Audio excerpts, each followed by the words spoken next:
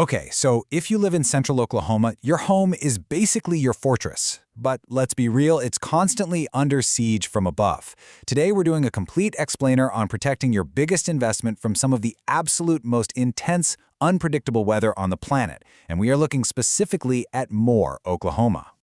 So, ask yourself, is your roof genuinely ready for the next supercell?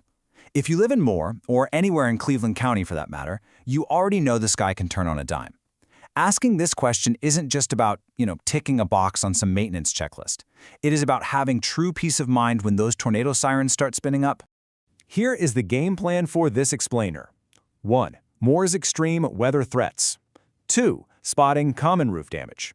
3. Essential roofing services. 4. Oklahoma standards and materials. And 5. The roof replacement process. Let's dive in.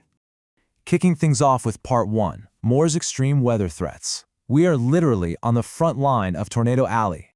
Actually, wait, the threat doesn't even start with a storm. Get this. Before a single drop of rain even falls, the brutal Oklahoma summer heat bakes your asphalt shingles to a staggering 160 degrees. That sustained heat is literally cooking the asphalt, which speeds up granular loss and makes your roof incredibly brittle way before storm season even arrives.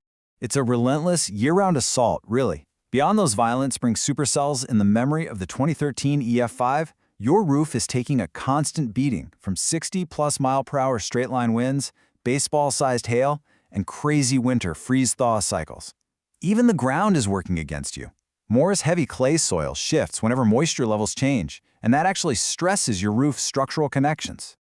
All right, moving on to Section 2, Spotting common roof damage. Basically, what you actually need to look for after a storm rolls through. Take wind-lifted shingles, for example. Even if your shingles aren't, completely blown into your neighbor's yard, just a 50-mile-per-hour gust can catch a poorly fastened edge. It lifts the shingle up, breaks that factory seal, and essentially kicks open the front door for water to sneak right in during the very next rainstorm. Now, hail damage, that is incredibly sneaky. You might look up after a storm, see that it isn't actively leaking, and think, hey, everything's fine. But heavy hail strikes actually bruise the shingles and fracture the fiberglass mat hiding right beneath the surface. That damage instantly voids manufacturer warranties and drastically speeds up how fast your roof ages. But hey, the threat isn't just coming from the outside. So many homes in Moore suffer from completely inadequate ventilation. Without a good balance of intake and exhaust vents, your attic basically turns into an oven.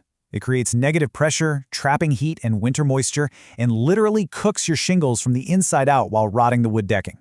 So you've got to actively look for the visual red flags. If your gutters are suddenly packed with asphalt granules, or you spot a new water stain on the ceiling, or maybe you notice rotting fascia boards, you have a problem. And this is absolutely crucial if your home went up during Moore's massive housing boom in the 90s and 2000s, because those original builder-grade roofs are all hitting their expiration date right about now. Which brings us to Section 3, Essential Roofing Services. We need to match the fix to the actual failure. Look, not every single storm means you need a brand new roof. Surgical, targeted repairs, like just fixing some isolated chimney flashing or patching a leaking pipe boot, can save you a ton of money and extend the life of your current setup. But if hail damage covers more than 40% of your roof, or if those older builder-grade shingles are just totally aged out, a full tear-off replacement is literally the only way to keep your home safe. All right, Part 4, Oklahoma Standards and Materials, How We Build to Survive the Next Supercell. The Oklahoma Uniform Building Code Commission? Yeah, they do not mess around. To survive out here, you need minimum ASTM Class F wind resistance. You're looking at 1 square foot of ventilation for every 150 square feet of attic space, plus self-adhering ice and water shields. Hitting these strict standards means your installation is going to pass county inspections on the very first try. No headaches. And this is where upgrading gives you a massive advantage. Those old standard 3-tab shingles, pretty weak wind resistance. But a Class 4 impact-resistant shingle has reinforced mats designed to literally absorb hail hits and withstand 130-mile-per-hour winds. It's a game-changer for durability, for sure, but it's also a smart financial move, because most insurance companies will hand you significant premium discounts for using Class 4 materials. Finally, let's hit Section 5. The roof replacement process. We're going to demystify the whole insurance and installation headache. Dealing with an insurance claim while your ceiling is dripping water is beyond stressful, right? But following a logical 3-step process makes it totally manageable.